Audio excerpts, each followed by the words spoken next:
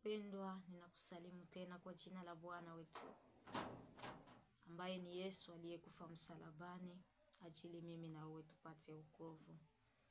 Ndugu yangu, nataka kwa jioni ya leo neno moja ambalo Yesu anakuja kutaka kwako tulifuate pamoja na tulisikilize, maana kwake pana maneno ya uzima wa milele. Mitume walipomwambia Bwana, tuende tena kwa nani? Mbona kwako kuna maneno ya uzima wa milele, tutaenda tena kwa nani? Tukuache wewe, tuende tena kwa nani? Ndugu yangu, popote ulipo, wewe ambaye ni Mkristo, wewe ambaye unajitahidi wa kumtafuta Yesu kikamilifu, wewe ambaye unajitahidi kugangania wokovu wako ambao Yesu alikupatia, ambao tuliupata kwa bei kubwa sana.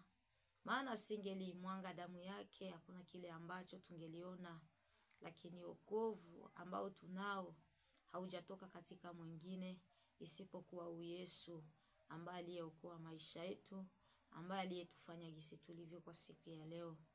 Ndugu yangu, popote ulipo, ninakutakia amani ya Mungu, ninakutakia faraja ya Mungu, ninakutakia heri na fanaka zake Mungu zifuatane nao, sababu hatuna jina lingine isipokuwa jina la Yesu ambalo linatufanya kuwa jinsi tulivyo kwa siku ya leo.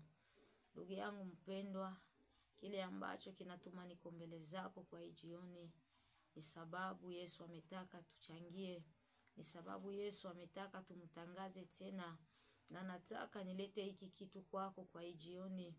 Kitu ambacho Yesu ametaka nilete kwako kwa siku ya leo ni kitu ambacho kinamuliza machozi. Anasema ya kuwa kinamuliza machozi, kinamuliza machozi sababu ya watu wake walio chini ya jua.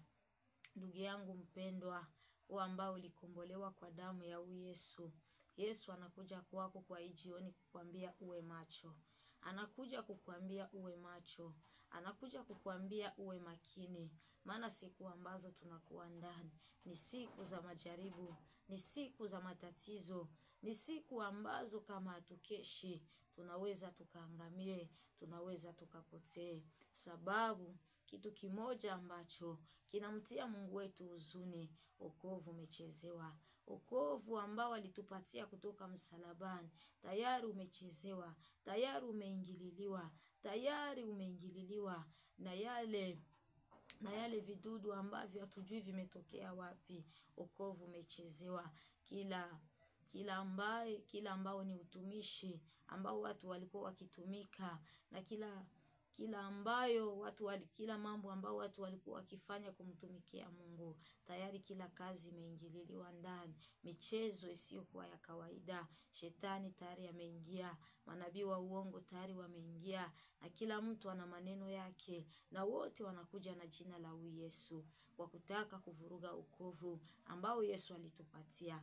Ndugu yangu, kuwa macho. Yesu anasema na wewe kwa hii jioni eti uwe macho. Uwe macho, maana siku ambazo tunakuwa ndani ni siku za kutisha, ni siku za hatari, siku ambazo ikiwa haukeshi, wokovu wako utapigwa vita, wokovu wako utanyang'anywa na utachezewa na wale watu wa giza ambao nao wanakuja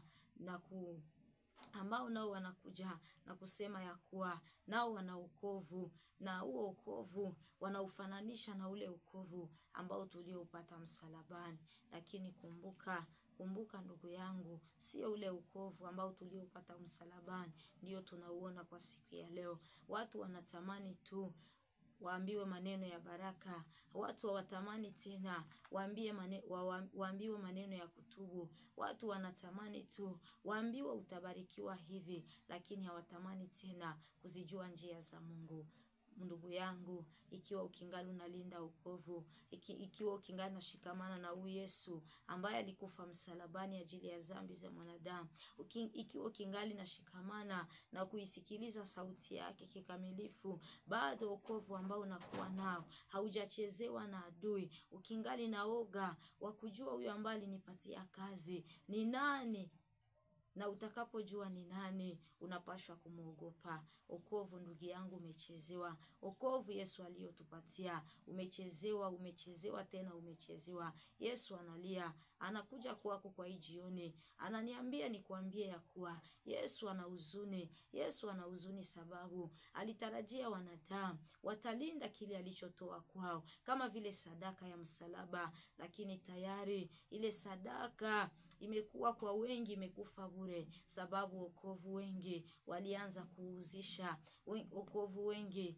walianza kuuchezesha, hawakujua tena maana ya wokovu. Ndugu yangu popote ulipo, sikia nikuambie, Yesu anasema ya kuwa wewe ambaye ukingali nalinda wokovu ule ambao alikupatia msalaba, ule ambao alikupatia kwenye msalaba wake, alipopigwa vikali sababu ya dhambi zako, alipopigwa vikali sababu ya machafuko yako, Yesu anakuja kukuambia kwa hii jioni, linda wokovu, linda wokovu na uwe macho, sababu una watu karibu yako ambao ni wamwizi wa wokovu ambao Yesu alitupatia. Wamwizi wa wokovu wanatuzunguka makanisani, wamwizi wa wokovu wanatuzunguka mahali popote ambapo tuko tunapita. Wamwizi wa wokovu wanatuzunguka hata ndani ya njia zote ambazo tunaweza tukapite, ili waweze kuiba kile ambacho msalaba wa Kristo ulitia ndani mwetu, ili waweze kufifilisha kile ambacho msalaba wa Yesu ulifikisha ndani mwetu. Ndugu yangu, kumbuka wokovu tuliupata kwa bei kali sana. Tuliupata kwa bei kali sana. Ni kwa huyu Yesu tu ndipo tulipata wokovu, si kwa mwingine tulipata wokovu. Popote ulipo ndugu yangu, jioni ya leo tafakari njia zako na ukumbuke wokovu ambao unakuwa nao, unautembeza namna gani? Ukingali ule wokovu ambao Yesu alikupatia, sababu wokovu ambao Yesu alikupatia ni wokovu ambao unakimbia mabaya, ni wokovu ambao unawasaidia wengine kumjua Kristo, ni wokovu ambao utawasaidia wengine wale ambao wana shida na magumu kupata kuzileta shida zao kwa Yesu na wanapokea msaada. Lakini kumbuka ndugu yangu, wale ambao wameanza kuuzisha wokovu, wale ambao wameanza kununua wokovu ambao hauko tena katika jina la huyu Yesu, tayari wamekuwa na vitu vingi, tayari wamekuwa na mambo mengi yenye kutisha, yenye kushangaza, yenye kuvutia. Ndugu yangu, usipokuwa macho, ukizembea, angalisha wokovu wako angalisha wokovu wako usiibwe, angalisha wokovu wako usipelekwe na uje kujikuta na unaanza kupatikana katikati ya wale ambao hawakuhesabilika tena na Yesu kama walipokea wokovu kutoka kwake. Kuwa macho ndugu yangu, shetani ni mjanja, shetani halali usingizi ajili ya wokovu ambao tuliopewa nao. Yesu naye anakuja kukuambia kwa hii jioni, kuwa macho mpendwa, kuwa macho mpendwa, shika sana ulicho nacho, ili muovu asije akatoa kile ambacho Yesu alitia ndani mwako, kile ambacho Yesu alikufaidia kwa damu yake hapo msalabani. Maana kesho yake utakapokufa, ni kile ambacho alikufaidia ndicho utapeleka, maana tayari utakuwa tayari umekwisha kukitumikia, umekwisha kukifanyia kazi, na utaitoa ripoti nzuri mbele ya Mungu, na pale kila mtu atatoa kile ambacho Yesu alimpatia, na pale kila mtu atatoa ripoti ya kazi ambayo aliyoifanya chini ya jua. Kumbuka sasa ndugu yangu, ukija kujikuta wokovu wako liuzisha, ukuja kujikuta wokovu wako linyanganywa na hawa watu wa shetani ambao nao wamejivika ngozi ya kondoo, ila ndani mwao ni mbwa mwitu. Wengi ni wahubiri wakubwa, wengi wamevaa majoka, wengi wanatembeza jina ya Yesu, wengi wanashika Biblia, wengi wanatoa maunabii za ajabu, wengi wanaomba vikali sana, wengi wanapanda milima. Ndugu yangu, kuwa macho, kuwa macho. Wauza wokovu hapa chini ya jua, wasikuibe. Wauza wokovu hapa chini ya jua, wasije wakakunyang'anye kile ambacho Yesu alitia ndani mwako. Na kualika ndugu yangu, ufate haya maneno ambao Yesu alitaka yafike kwako kwa hii jioni, ya kutie nguvu, ya kupatie tena faraja ya moyo, na ujue kukesha, maana usipokesha hakika utaibwa, hakika utanyang'anywa. Sababu wauza wokovu wamekwishwa kuzunguka ndani ya makanisa, ndani ya vyumba vya maombi. Unakuta mtu hajui kuikala nafasi moja, ni mwenye kutangatanga. Jua ya kuwa huyo ni muuza wokovu, jua ya kuwa huyo ni mjumbe wa shetani, anatumwa na shetani ili aweze kuiba wokovu ambao Yesu alikufaidia hapo msalabani, ili usije ukatoe ripoti nzuri kwake utakapofika muda wa kwenda kwa Baba.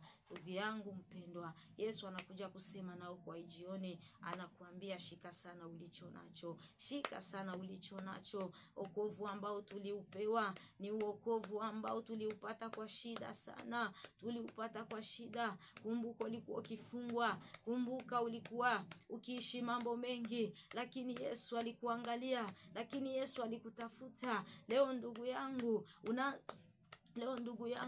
unabudi ya kurudi nyuma, unakuwa mwenye kurudi nyuma sababu ya vitu vya dunia. Ndugu yangu, kuwa macho. Wokovu ambao ulipewa uchungu kikamilifu, na kutakia amani na faraja za Bwana ziwe pamoja nawe kwa jina la Yesu. Amen.